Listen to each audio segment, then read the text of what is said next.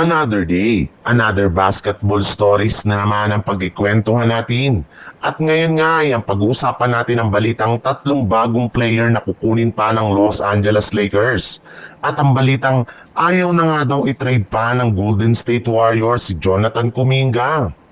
Dahil nga napapirma ng Lakers si Luka Doncic ay asahan na nga daw po ninyo na magsisimula ng gumuli ang kanilang front office ng galaw ngayong off-season, especially sa loob ng trade market at maging sa free agency market. Pero mas prioridad pa rin nga ng kanilang team na mag-sign ng mga bagong players na magiging available sa buyout. Dahil mas magiging madali ito since hindi na sila magsasakripisyo pa ng kanilang mga players. At ayon nga sa isang sources, ang pinakauna nga sa kanilang listahan dito ay si Nikola Vucevic na literal na nilang binabantayan kung anong gagawin sa kanya ng front office ng Bulls. Kung iti-trade siya dito o di kaya iba-buyout na lamang sa mga susunod na araw. Kung sakali man nga na may buyout ito ay expect na nga ng Lakers ang unang team na mag-o-offer sa kanya ng kontrata. Bukod rin nga kay Vucevic, ay binabalakan rin naman nga nila na kunin sa buyout market either si Kevin Love na balak ng tanggalin ng Utah Jazz at maging si Chris Middleton na aalisin na ng Washington Wizards.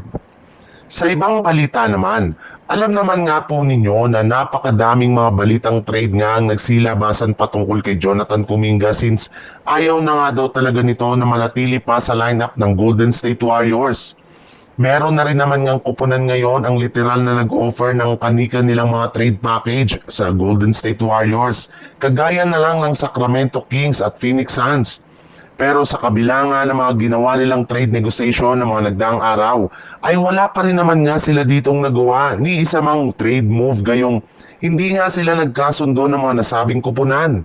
Kaya dahil nga sa pangyayaring ito, ay nakapagdesisyon nga ang front office ng Golden State Warriors, especially ang kanilang general manager na si Mike Dunleavy, na hindi na nga nila iti-trade pa ngayong off-season si Jonathan Kuminga kahit ano man ang mangyari.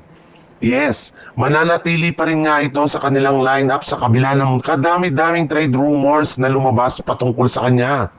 Sa ngayon nga ay merong dalawang binibigay na option ang Golden State Warriors kay Kuminga. Una na dyan ay ang pagpirma nito sa inaalok nila sa kanya na bagong contract extension habang ang pangalawa naman ay ang pagkuha nito sa kanyang qualifying offer na nagkakahalaga lamang ng $7.9 million na magpapanatili sa kanya sa team ng isang taon bago siya tuluyang maging isang unrestricted free agent next summer.